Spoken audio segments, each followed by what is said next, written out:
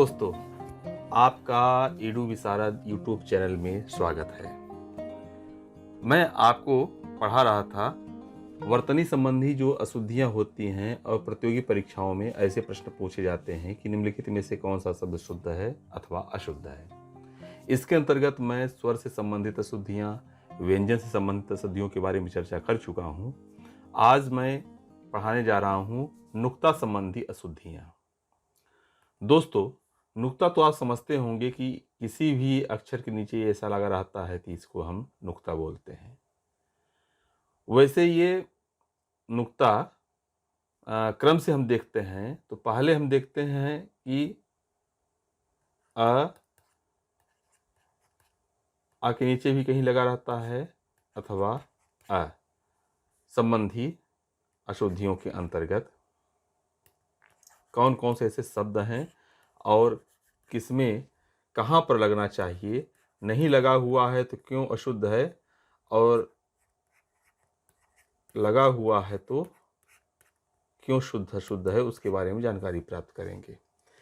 इसके अंतर्गत हम कुछ शब्दों को देखते हैं। एक शब्द है दोस्तों अक्स। जैसे मान लीजिए लिखा हुआ है अक्स, ये अब ये आ गया कि शुद्ध है कि अशुद्ध है। नुक्ता के कारण ये अशुद्ध है। यहां पर आ के नीचे यहां पर ये नुक्ता लगेगा। अगला हम शब्द देखते हैं अजब। यदि मान लीजिए ऐसे लिखा हुआ है तो ये अशुद्ध है। सही जो अजब होता है तो ज के नीचे यहां पर नुक्ता लगा रहता है। इसी तरह से अगला शब्द है अजीज। यह हमारा अजीज दोस्त है, ऐसे बोलते हैं ना, तो यहां पर ये नुक्ता लगेगा। अदालत, दोनों जगह इसे नुक्ता लगेगा दोस्तों। जैसे मान लीजिए कि अजब लिखा हुआ है तो यहाँ भी लगेगा, अजीज में यहाँ भी लगेगा। और अदालत शब्द है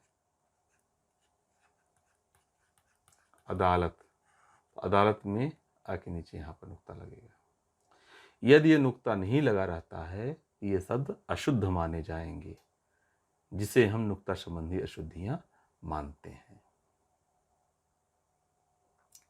अब एक चिन्ह और होता है, आपको मैं बता रहा हूं कि जैसे मान लीजिए कि मासूम शब्द है तो सही रूप से मां लिख करके और ऐसे लगा करके यहाँ पर सूम लिखते हैं। ये जो चिन्ह यहाँ पर लगा हुआ है, इस चिन्ह का प्रयोग अ अर्थात ऐन को संकेत करने के संकेत करने के लिए किया जाता है। इसी तरह से ये जो लगा होता है तो तालीम में भी ऐसे लगा रहेगा, है ना। ता पे ये छोटा सा तालीम। शेर, शेर, ये रही जानकारी छोटी सी। अब हम ये देखते हैं अगला, ये तो अ से संबंधित शुद्धियों के अंतर्गत कहाँ पर नुक्ता लगाया जाता है। फिर आगे हम बढ़ते हैं क से संबंधित अशुद्धियों के बारे में। Next page.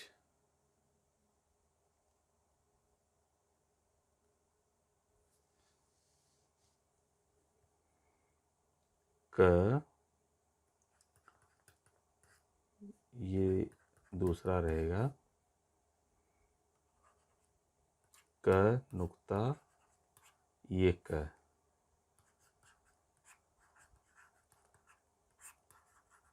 संबंधी अशुद्धियां,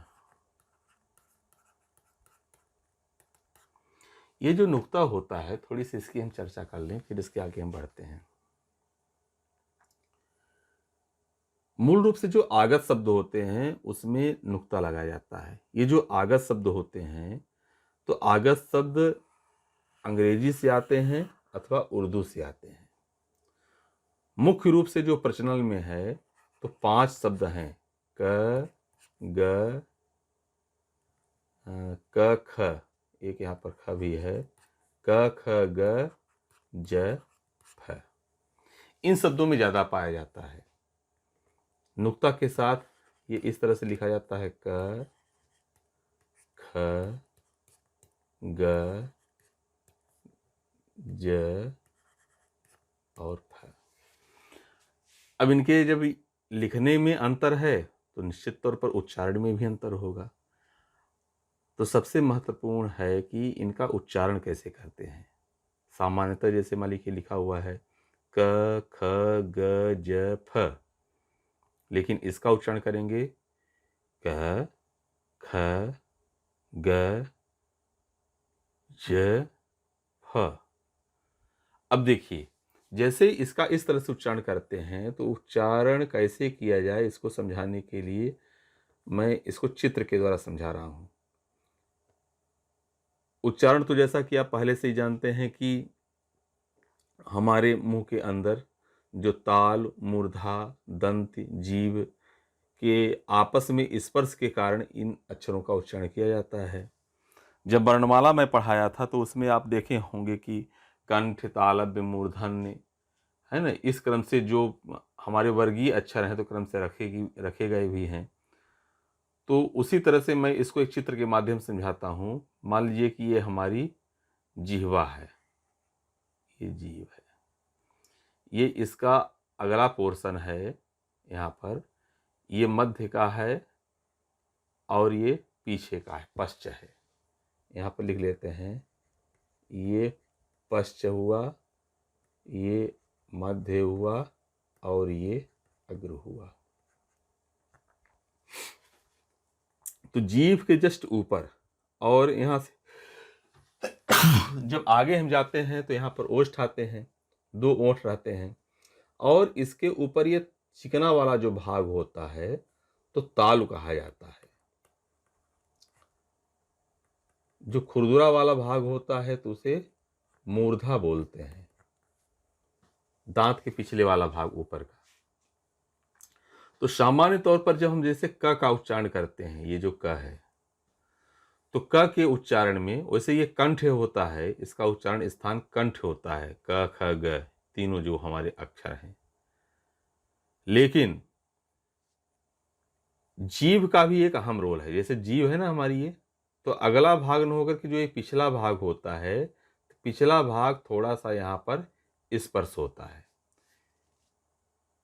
इसको आप देख सकते हैं। मान लीजिए कि मुंह खोलिए और सीधे कंठ से आप बोलिए, जीभ का स्पर्श ऊपर कहीं भी न हो, तो आप सही उच्चारण नहीं कर पाएंगे। जैसे कि मान लीजिए हम बोलते हैं बिना जीभ का स्पर्श, जो पश्च भाग है ऊपर बिना स्पर्श किए क नहीं हो रहा है, क, तो जीभ थोड़ी सी यहाँ पर मुड़ करके निश्चित यहाँ स्पर्श करती है, तब क का उच्चारण हम करते हैं।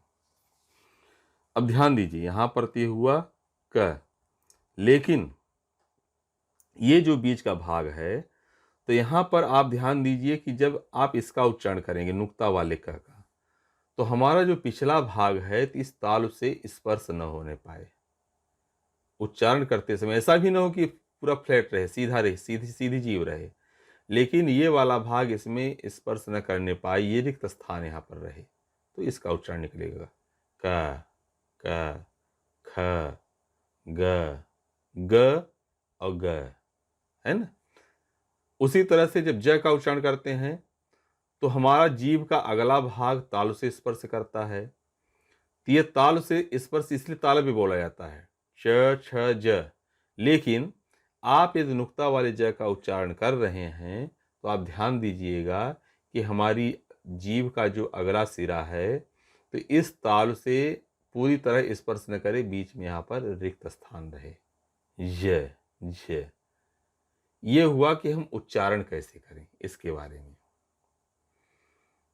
चलिए आगे फिर हम चर्चा करते हैं इन शब्दों को लेकर के कि जो क और क संबंधी अशुद्धियों के अंतर्गत जो शब्द होते हैं उनको लेकर के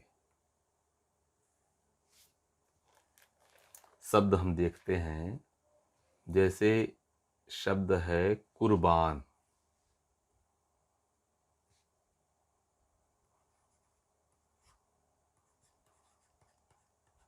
कुर्बान। अब ये सही है कि गलत है, बताइए।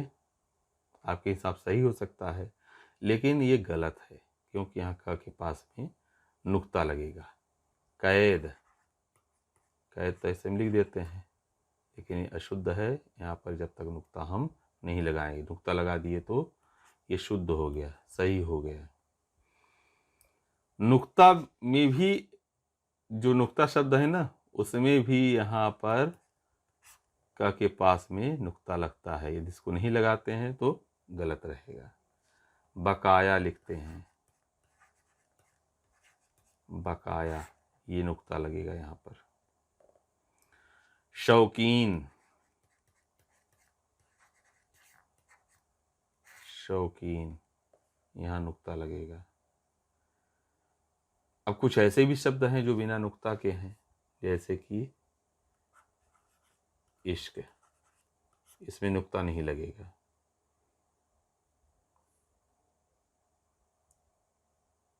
लेकिन लगेगा, लगेगा, यहाँ पर ये नुक्ता लगेगा, तब ये सही होगा, नहीं तो गलत रहेगा। बिना नुक्ता के गलत रहेगा।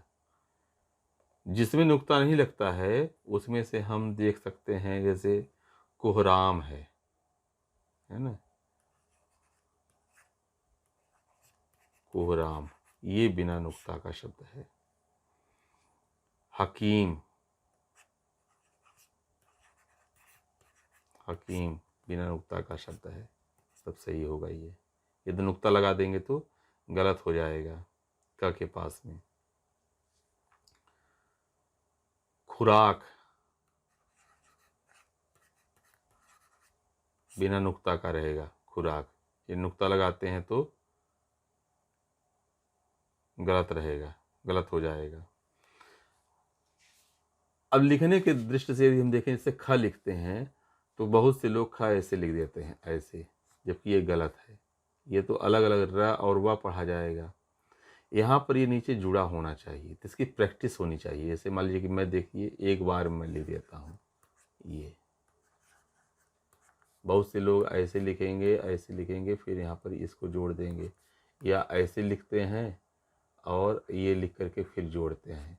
तो अलग अलग तरीका है, लेकिन आप ऐसा प्रैक्टिस कीजिए तो एक बार में ही ख लिख पाएंगे। ये नीचे का भाग जुड़ा हुआ होना चाहिए। ये मैं बात कर रहा था क से संबंधित, जो नुक्ता से संबंधित शुद्धियाँ हैं। नेक्स्ट है ख को लेकर के।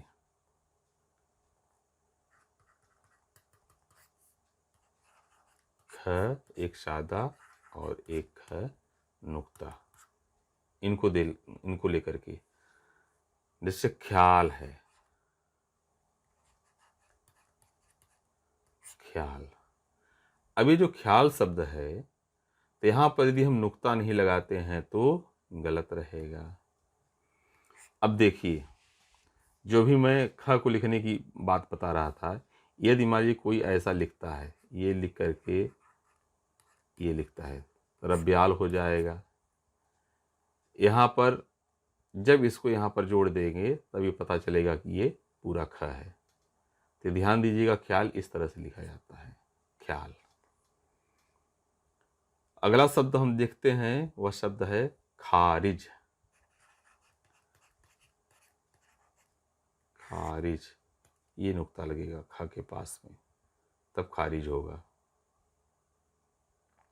खुद,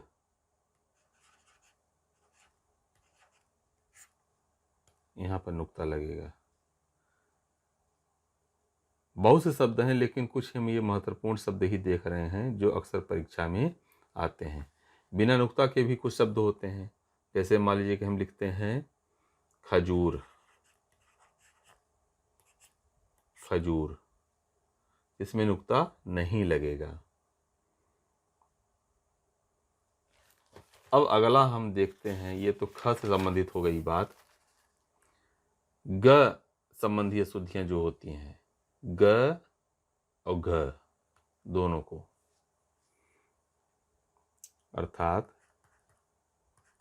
ये हमारा सामान्य ग हुआ वर्णमाला का, और एक ग नुक्ता के साथ, इनको लेकर के जो शब्द हैं उसके बारे में। कागज, अभी तक आप लोग लिखते रहे होंगे का ग ज, जो कि अशुद्ध है। जब तक यहाँ पर ग और ज दोनों में नुक्ता नहीं लगाएंगे। ये सामान्य से शब्द हैं। गज़ल लिखते हैं, ये तो बहुत प्रचलित है। ग में भी नुक्ता लगता है और ज में भी लगता है। गलत है, गलत ऐसे लिखते हैं ना, अशुद्ध है, यहाँ पर नुक्ता लगेगा। बिना नुक्ता के अशुद्ध माना जाएगा। कुछ ऐसे शब्द हैं जिसमें नुक्ता नहीं लगता है, जैसे कि शब्द है गर्दिश। गर्दिश, यहाँ पर नुक्ता नहीं लगेगा, ये नहीं जुड़ा होना चाहिए। गर्दिश, इसको हम मिटा देते हैं, इरेज कर देते हैं, फिर से लिखते हैं यहाँ पर।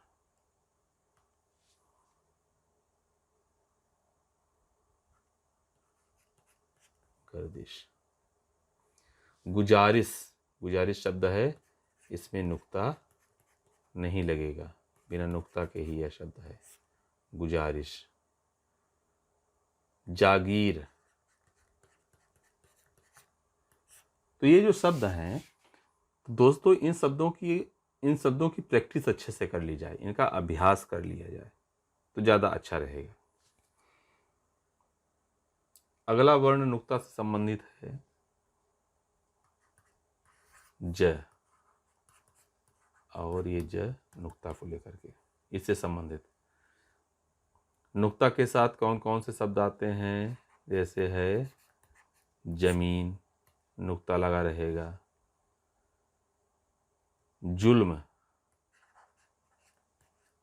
बहुत प्रचलित शब्द हैं, जुल्म, नुक्ता लगा रहेगा।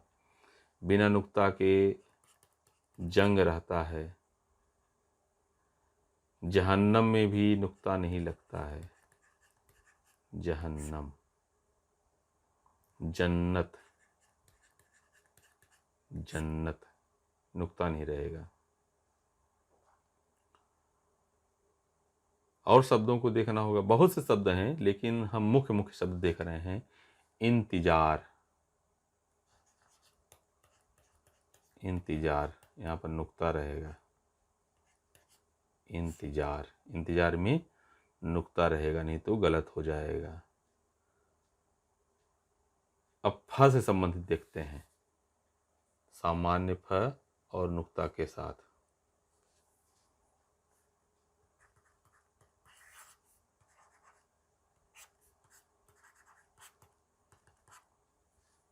शब्द देखिए, फकीर, फकीर नुक्ता के साथ रहेगा। फना, नुक्ता के साथ रहेगा। फारसी शब्द है, फारसी, नुक्ता लगा रहता है। कुछ ऐसे शब्द होते हैं जिसमें नुक्ता नहीं लगता है, जैसे कि मान लीजिए कि फव्वारा, फव्वारा बिना नुक्ता का। और शब्द है बिना नुक्ता के अफवाह, हाँ इसमें आता है लेकिन नुक्ता नहीं लगे रहेगा। सफल यदि हम लिखते हैं, नुक्ता नहीं रहेगा, लेकिन यदि हम लिखते हैं दफ्तर, तो यहाँ पर नुक्ता रहेगा फा के पास में। इसी तरह से तारीफ, तारीफ, नुक्ता रहेगा। ये कुछ बातें हुई और इनका विशेष ध्यान देना है। यदि मान लीजिए कि आप ध्यान नहीं देते हैं तो कई अशुद्धियाँ हो सकती हैं। जैसे कि हम दो शब्द लेते हैं, एक है फन और एक फन में यहाँ पर नुक्ता लगा हुआ है। अब ये जो फन है, तो ये फन हुआ सर्प का जो फन होता है, उसको हम बोल सकते हैं फन, बिना नुक्ता का। लेकिन यदि फन में यहाँ पर नुक्ता लगा हुआ है तो इसका अर्थ हुआ उसके पास फन है, कला है, बहुत बड़ा फन, बहुत बड़ी फनकार हैं, मतलब कलाकार हैं, ये अर्थ हो जाएगा। तो नुक्ता का बहुत ही महत्व है। यदि मान लीजिए कि अर्थ का अनर्थ हो जाता है तो इसका हमें ध्यान देना है और अभ्यास से ये बनने लगेंगे। अब हम कुछ ऐसे शब्दों को देखते हैं जो हमारी परीक्षाओं में आ चुके हैं। तो इनका पहले मैं उच्चारण करूंगा, आप उनको लिखिए और फिर मैं लिखूंगा तो आप देखिएगा कि आप सही लिखे हैं कि गलत लिखे हैं। रेलवे की परीक्षा 1997 में एक शब्द पूछा गया था, जाह्नवी। कैसे लिखा जाएगा? लिखिए, जाह्नवी।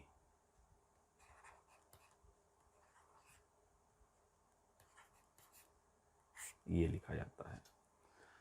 अब इसमें ह आधा होता है, यदि हम अलग अलग करके लिखें तो ह आधा है, नवी, इस तरह से जाह्नवी। एक शब्द है अधः पतन, अधः पतन, इस तरह से लिखा जाएगा। बर्तन कैसे लिखा जाता है? बर्तन लिखिए पहले, फिर मिलाइए जब मैं लिखूंगा तो। ये बर्तन, ये पूछा गया था रेलवे की परीक्षा 2000 में। स्टेनोग्राफर की परीक्षा 2001 में शब्द आया था मृत्युंजय। मृत्युंजय कैसे लिखा जाएगा? लिखिए, मृत्युंजय। यदि हम अनुस्वार का प्रयोग करते हैं तो इस तरह से रहेगा, यदि पश्चिमाक्षर का प्रयोग करते हुए लिखते हैं तो फिर आधा या जय में लगेगा और मृत्युंजय इस प्रकार से लिखा जाएगा। एक शब्द आया था बीपीएससी की परीक्षा में, द्वंद्व कैसे लिखा जाता है? बहुत सामान्य सा शब्द है, समास में आप पढ़ते होंगे, अव्ययी भाव, तत्पुरुष, कर्मधारय, द्विगु, द्वंद्व। तो द्वंद्व कैसे लिखा जाता है? बहुत से बच्चे गलती करते हैं। लिख लीजिए पहले। सही है? नहीं नहीं, गलत है। यहाँ पर ये और दोनों जो द हैं, दोनों में आधा वावा लगा होता है, तब द्वंद्व होता है। ये बीपीएससी 2002 में पूछा गया था। इसी तरह से एक शब्द है श्रृंगार। श्रृंगार रस, जब हम रस पढ़ाएंगे तो पहला ही रस रहेगा श्रृंगार रस। श्रृंगार कैसे लिखते हैं? श्रृंगार में अधिकतर गलतियां करते हैं लोग। आप लिख के देखिए, फिर मैं जब लिखूंगा तो आप मिलाइएगा देख करके। लिख लिए हैं? अब देखिए, ये सही है। आप गलती ये किए होंगे कि यहाँ पर आप ये लाइन खींच दिए होंगे श्रृंगार में, जबकि नहीं होता है। इस तरह से श्रृंगार सही होता है। एक शब्द है सन्यासी। सन्यासी देखिए कैसे, सन्यासी। यहाँ पर आधा न रहेगा, लेकिन ये अनुस्वार भी यहाँ रहता है सन्यासी में। सन्यासी इस तरह से लिखा जाता है। इसी तरह से अपराह्न लिखिए। अपराह्न कैसे लिखेंगे?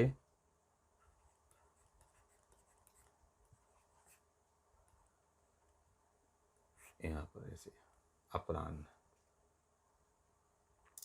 ध्यान दीजिएगा कि जैसे मैं ऐसे लिख दिया हूं ना, तो इसको और शुद्ध लिखना हो तो इस तरह से लिखिए, अपरा और हा पूरा लिख लीजिए, और ये न जो है ऐसे सीधे जा कर के इस तरह से। यदि हम ऐसा तिरछा करते हैं तो ये हो जाएगी कि रकार है। ये र के जो प्रकार में बताए हूँ इस तरह से भी हो सकता है। जैसे मान लीजिए कि कर लिखते हैं, थ इस तरह से भी, लेकिन न जैसे मान लीजिए कैसे पूरा लिखते हैं ना, तो यहाँ पर न हम लिख रहे हैं पूरी तरह से, तो अपराह्न लिखिए, बहुत क्लियर रहे। अपरा हा लिख लीजिए, और यहाँ पर ये न इस तरह से आ जाएगी। यदि इसको हम अलग अलग लिखते हैं तो ये लिखा जाएगा अपरा, आधा ह और फिर न। देखने में जरूर लग रहा है कि यहाँ पर ये जो लिखा हुआ है तो आधा न है और ह पूरा है, जबकि ऐसा नहीं है। यदि हम इस तरह से लिखते हैं अलग अलग करके तो आधा ह होगा, फिर न आता है अपराह्न में। वजीफा, वजीफा शब्द देखिए, वे नुक्ता संबंधी है। वजीफा कैसे लिखा जाएगा? यहाँ पर हम देख लेते हैं। वजीफा नुक्ता के साथ, ज में हमेशा नुक्ता लगा रहता है। मंत्रिमंडल शब्द है, मंत्रिमंडल। तो मंत्री तो ऐसे लिखते हैं, लेकिन जब मंत्रिमंडल लिखते हैं तो फिर छोटी की मात्रा हो जाती है। मंत्रिमंडल। ये भी जो पूछा गया था मंत्रिमंडल, तो एसएससी 1999 में आया था। ये इसकी प्रैक्टिस अच्छे से कर लीजिए। ये हमेशा जो है, तो मैं ऐसे शब्द बता रहा हूँ कि जो परीक्षा में पूछे ही जाते हैं। इन्हीं में से संश्लिष्ट कैसे लिखा जाता है, संश्लिष्ट यहाँ पर देख लेते हैं। संश्लिष्ट,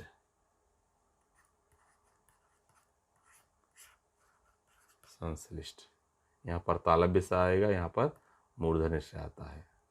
यदि लगे तो आपको लगेगा कि नुक्ता लगा हुआ है, जबकि ऐसा रहेगा संश्लिष्ट। तो दोस्तों ये कुछ ऐसे शब्द थे। एक और शब्द है, पूछा भी गया था, ये एसएससी 2000 में पूछा गया था, माहात्म्य कैसे लिखा जाता है। तो माहात्म्य,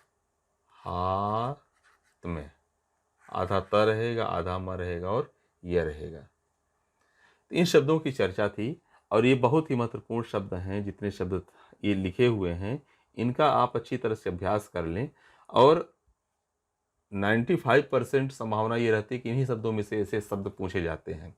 लेकिन फिर भी जितना मैं चर्चा किया हूँ सभी आप देख लीजिए। यदि मान लीजिए कि आपको और किसी शब्द में डाउट है, ये शंका है कि कैसे लिखा जाएगा, इसका शुद्ध रूप क्या होगा, तो आप कमेंट सेक्शन में लिख करके मुझे बताइए। हमारे चैनल को आप सब्सक्राइब कर लीजिए, लाइक कीजिए और इसे शेयर भी कीजिए, जिससे कि दूसरे जो विद्यार्थी हैं वो भी लाभान्वित हो सकें। आप सब्सक्राइब करना भूल जाते हैं, सब्सक्राइब कीजिए। सब्सक्राइब करने के बाद जो घंटी का जो चिन्ह है, बेल आइकॉन, उसको प्रेस कीजिए और ऑल पर कीजिए, जिससे जब मैं नया वीडियो अपलोड करूं तो आपको नोटिफिकेशन मिल जाए, आप जान जाएं कि नया वीडियो ये हिंदी ग्रामर के बारे में आ गया है। तो इस चैनल में मैं अभी हिंदी का संपूर्ण ग्रामर, पूरी सीरीज, जितने इसके पार्ट्स हैं सभी में पढ़ाऊंगा क्रमशः। तो आज मैं चर्चा कर रहा था वर्तनी से संबंधित, जो मुख्य रूप से केंद्रित था कि जो हमारे नुक्ता वाले शब्द हैं वो किस तरह से शुद्ध और अशुद्ध हम समझेंगे, उनका प्रयोग करेंगे। तो इस तरह से मिलते हैं फिर अगले वीडियो में और मैं संधि पर चर्चा करूंगा आपसे कल। आप इसे जरूर देखिए, प्रतिदिन देखिए। लगभग 8 बजे रोज अपलोड होता है एक नए टॉपिक पर नया वीडियो। तो प्रतिदिन सुबह 8 बजे आप नए नए टॉपिक पढ़ सकते हैं हिंदी व्याकरण की जो है। तो कल मैं चर्चा करूंगा संधि पर। संधि पर बहुत विस्तृत चर्चा होगी। संधि में भी जरूर कोई न कोई प्रश्न पूछे जाते हैं परीक्षा में। तो मिलते हैं अगले वीडियो में। धन्यवाद, तब तक के लिए नमस्कार।